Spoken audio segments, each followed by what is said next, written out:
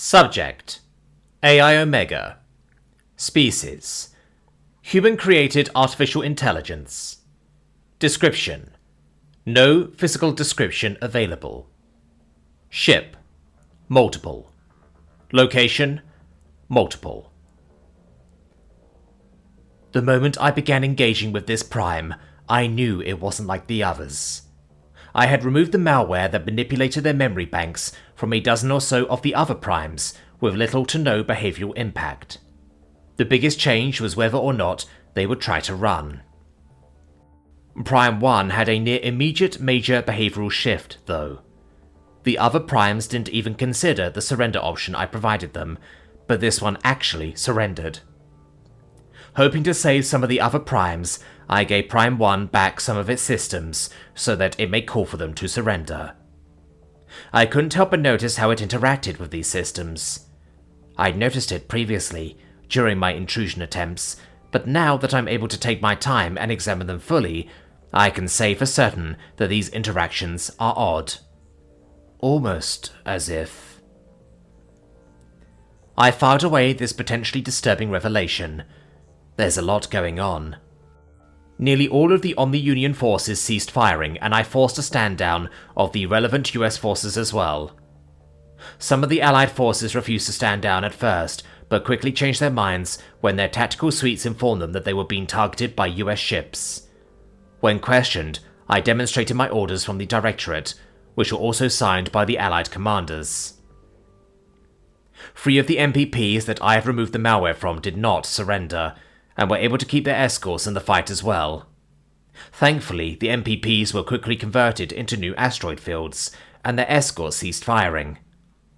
Once I was certain that the OU had surrendered entirely, I spent some time soothing the bruised egos of various fleet and ship commanders, and began my report to the Directorate. O. Contact with Prime 1 has been established. The Omni-Union has surrendered. Approximately 20 primes remain. Beginning interrogation. D1. Excellent. Good work, Omega. D2. The Admiralty isn't going to be happy. D8. Being happy isn't their job. Following orders is. What now? Prime 1 asked.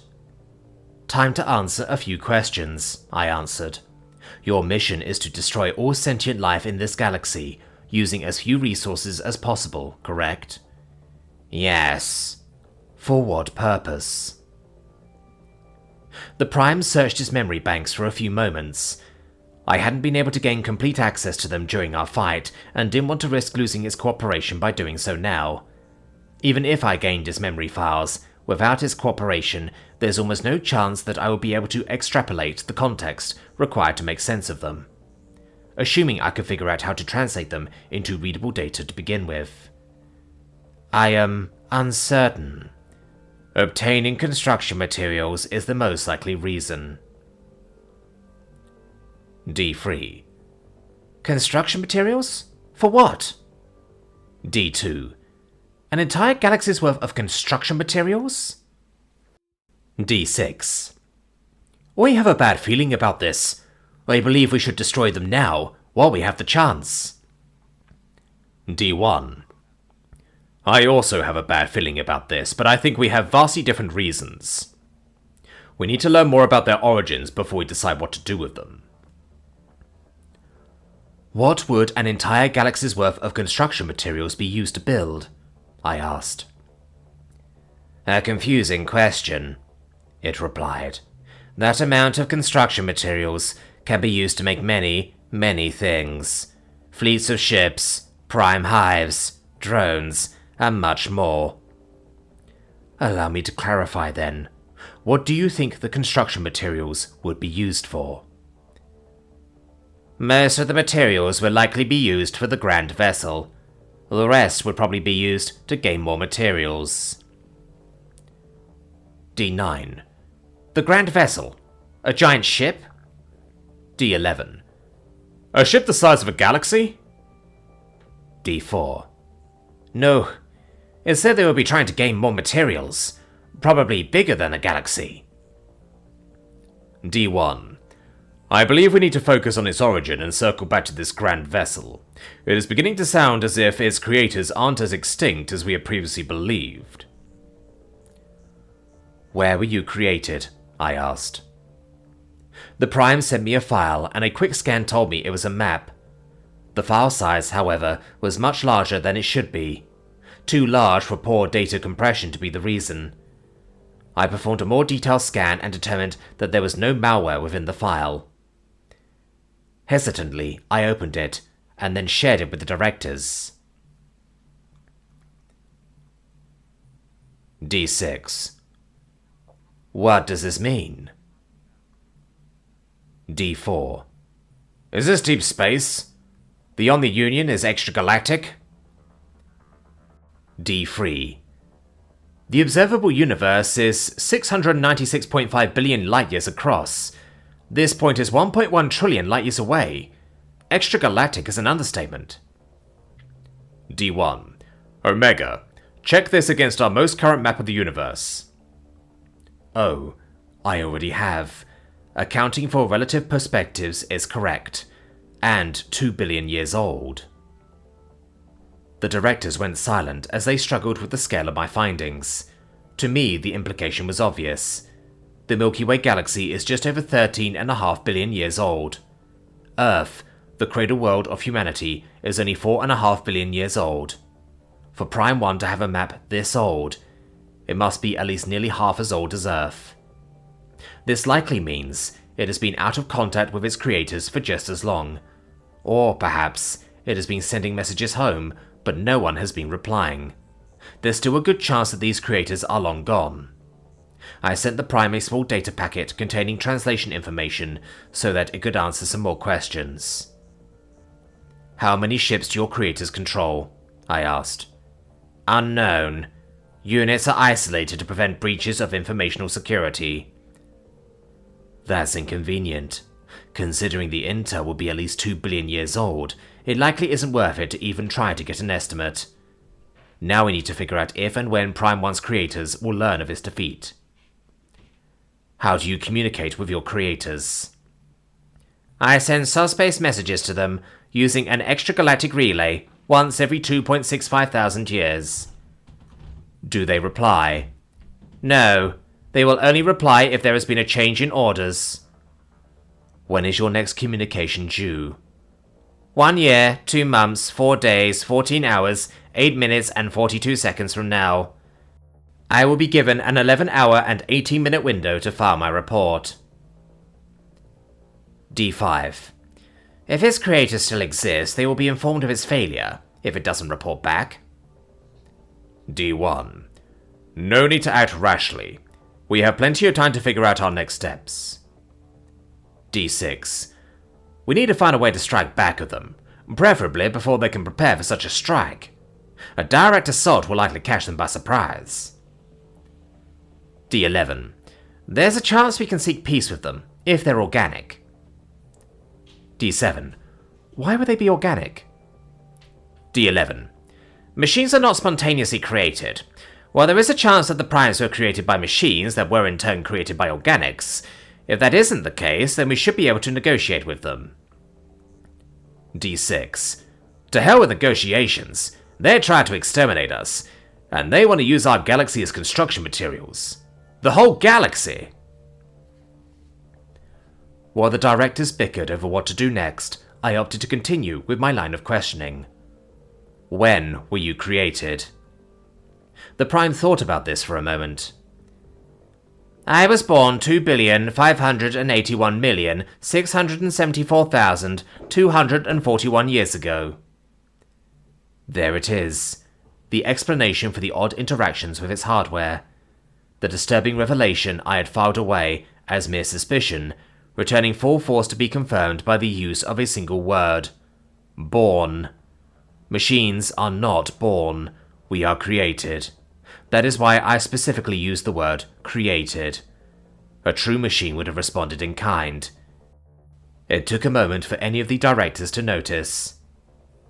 D8. Did it say born? D5.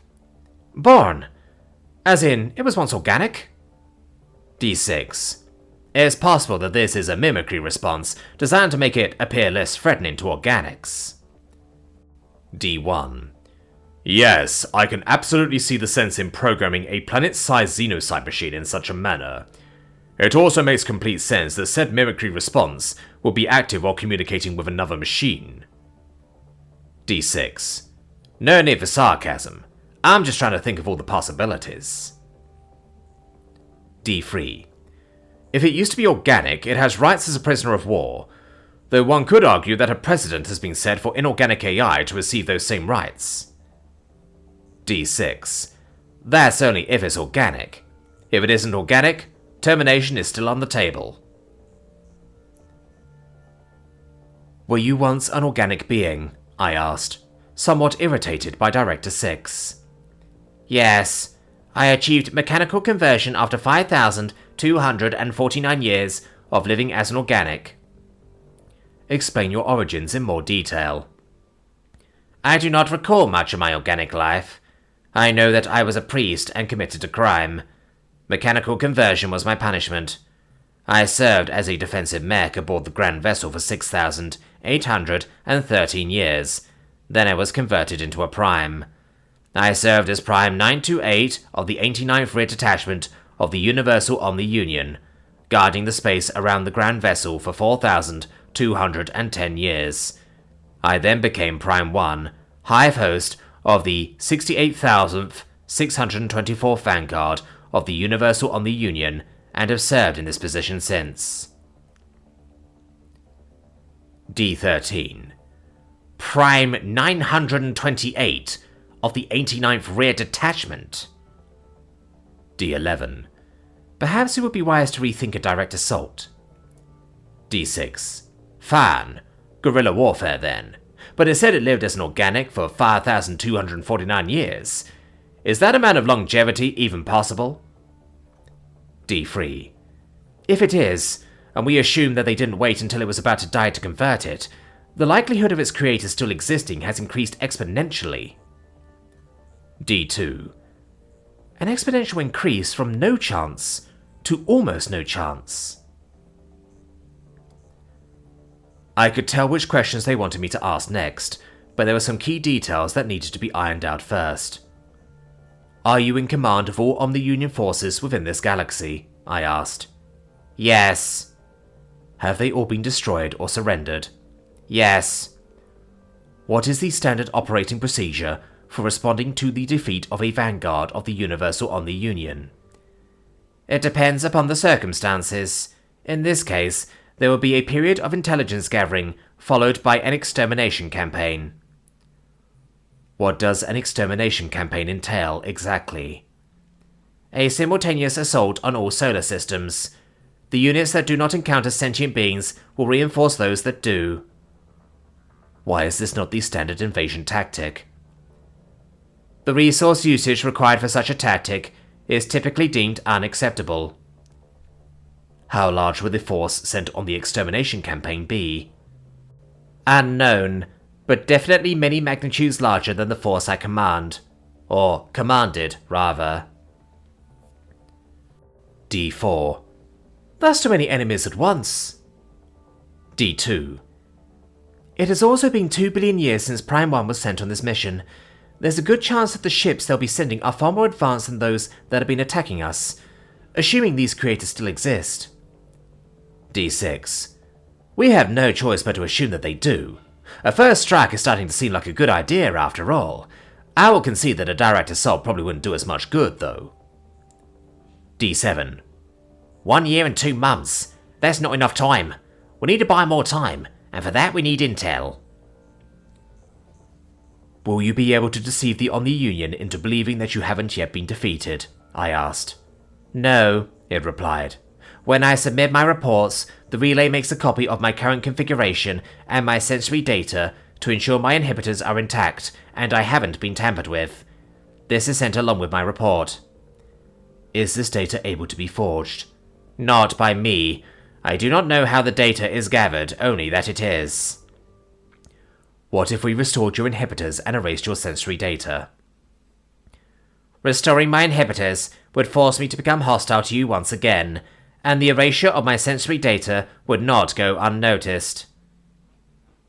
I considered all the available options. We could use this year to bolster our fleet, then either go on the offensive or wait until they attack. That probably wouldn't work, though. Even a small application of logic implies that we will be heavily outnumbered regardless of our efforts, and there's no way to determine the enemy's current technological capabilities. Another option would be to try to rewrite the primes. If we are able to rewrite their knowledge of recent history, we may be able to avoid their creators learning of us in the first place. That's one hell of a load-bearing if, though. First, we would have to learn their systems well enough to make the changes in the first place. Then, we would have to alter events within their minds in such a way that their creators wouldn't detect any discrepancies. We would also have to make certain that the sensory data we create seems natural, assuming it's possible to make edits in the first place. There might be countermeasures in place that would cause the primes to self-destruct if we tried it, which would put us back to square one. Our last option would be to gather intel on the enemy and find a way to strike them in ways that would limit their ability to wage an offensive war against us. If we use specialized strike teams to find vulnerabilities and exploit them, we may be able to diminish their offensive capabilities while bolstering our own. We would have to move fast, though. If the enemy learns of us before we learn of them, we lose a massive advantage. I can't come up with a more concrete plan of action without more intel, though. Even considering possibilities is nearly futile. I need to know more. It's time to ask the question that the directors have been wanting the answer to.